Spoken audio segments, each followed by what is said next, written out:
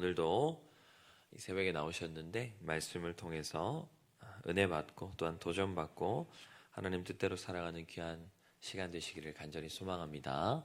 아멘.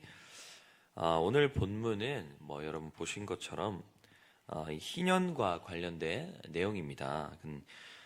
이 희년은 안식년의 연장선으로서 지내는 절기인데요. 이 7년에 한 번씩 지내는 안식년을 7번 지내게 되면 77에 49니까 49년인데 그때가 속죄일입니다. 이 속죄일을 지내고 나서 다음 해인 50년째에 지내는 것이 바로 이 희년입니다.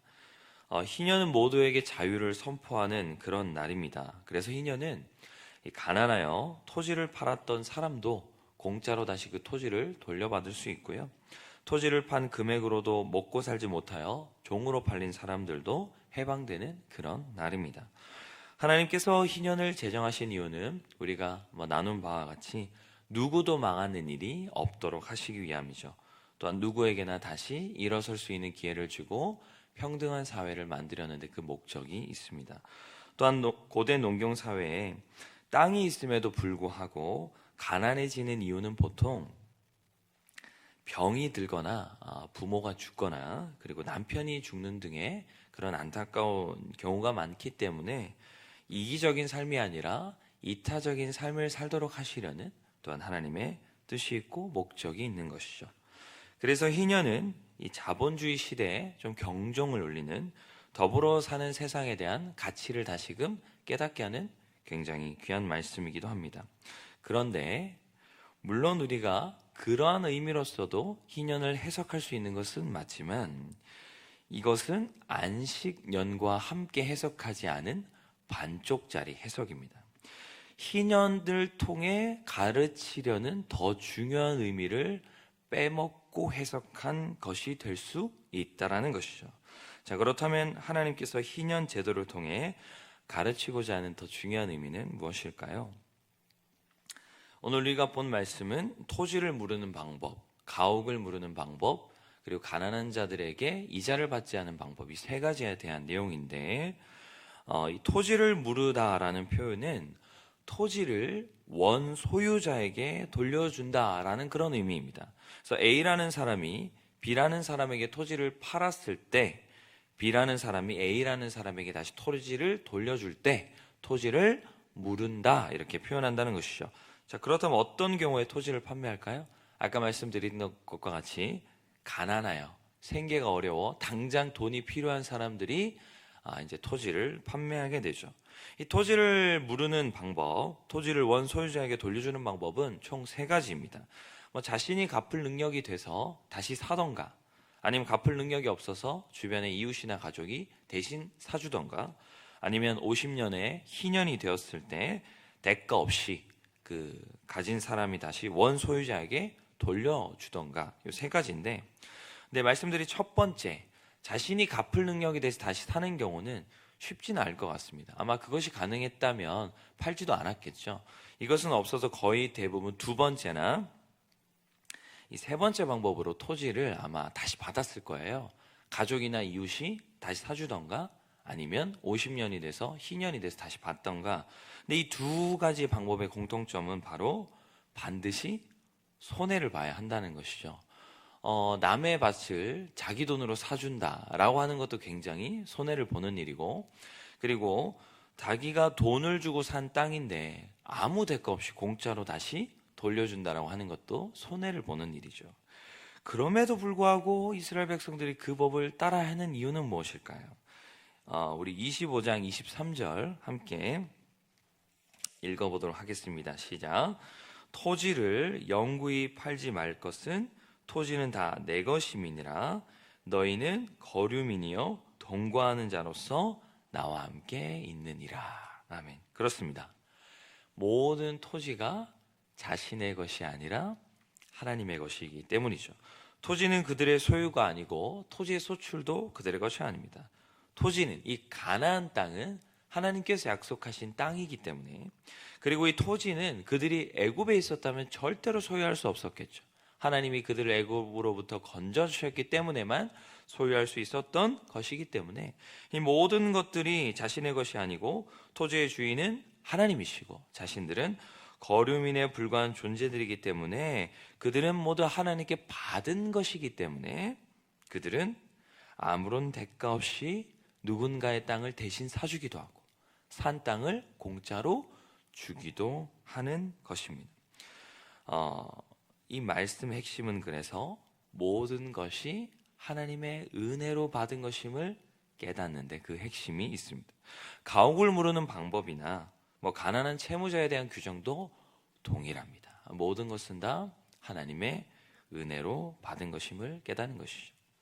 자, 여러분, 그렇다면 이 토지, 기업, 이것이 오늘날에는 무엇이라고 말할 수 있을까요?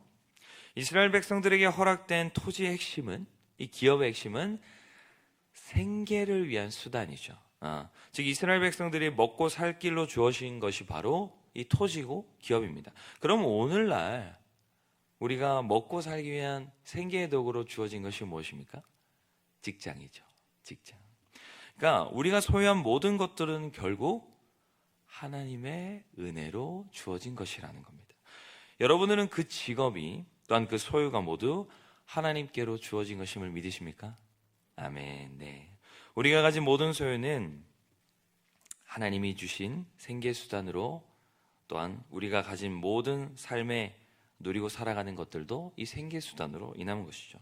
그럼 우리는 우리의 소유로 하나님께 영광을 돌림이 마땅한 줄 믿습니다.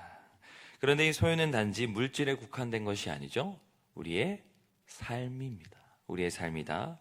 하나님의 은혜임으로 우리는 주님께 드리는 것이 마땅합니다. 그래서 우리는 봉사라는 말의 의미에 대해서 다시 생각해 볼 필요가 있습니다.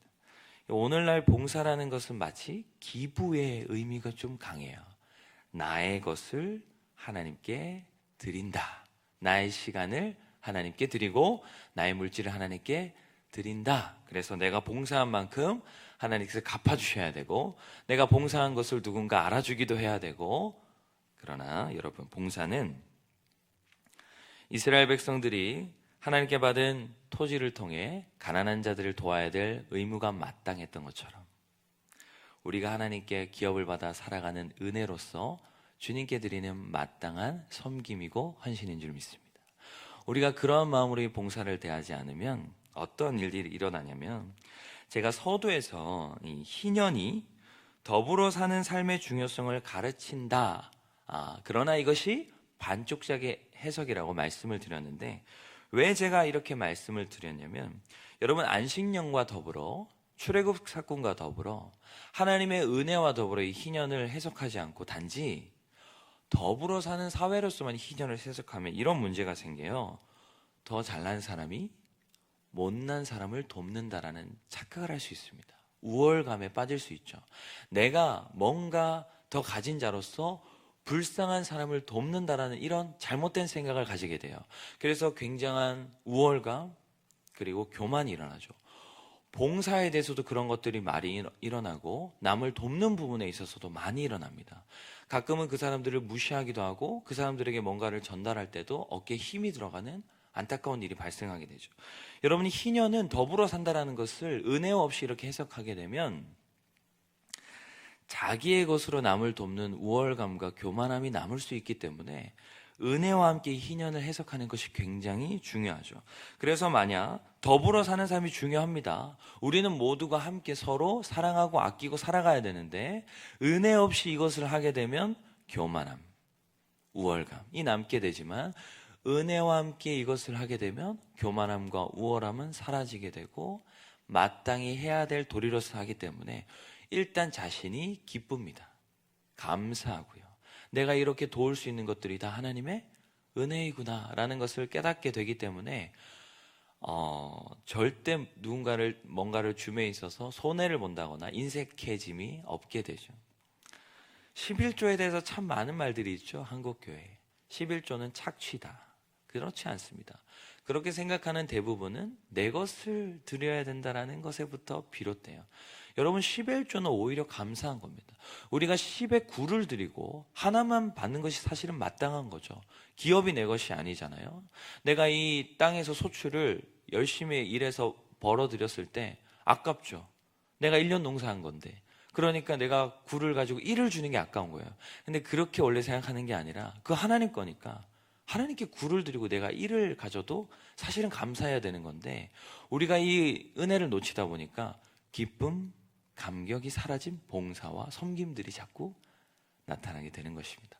그리고 자꾸 그런 우월감 때문에 누군가를 실족시키거나 상처 주는 공동체를 그런 일이 일어나게 되는 것이죠. 여러분, 우리의 삶은 다 하나님의 은혜인 줄 믿습니다. 그럼 우리가 드림이 마땅하고 기쁘고 감사한 일인 줄 믿습니다. 그럼 여러분, 우리가 이 희년을 대할 때 정말 뭔가 가진 자로서 돕는 것이 아니라 하나님의 은혜로 돕는다는 이 원리를 여러분 꼭 기억하셔서 나의 삶이 모두 하나님의 은혜다, 드림이 마땅하다, 기쁨과 감격으로 드린 여러분 되었으면 좋겠고 우월감이나 교만함보다는 겸손함으로 살아가는 아름답고 복된 여러분들의 삶이 되시기를 간절히 소망합니다. 아멘. 기도하겠습니다.